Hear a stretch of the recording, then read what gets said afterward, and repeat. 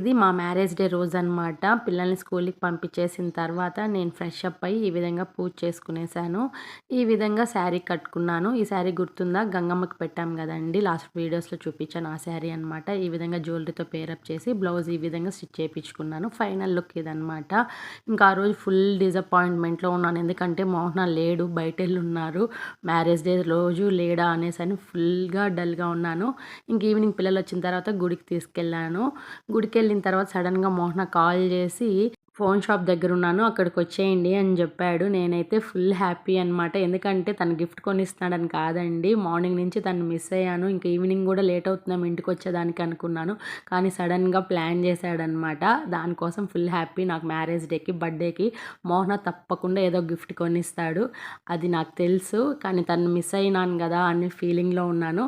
దీని full video already ఛానల్‌లో upload చేస్తాను. ఎవరైనా చూడకపోతే వెళ్లి చెక్ చేయండి. Please subscribe.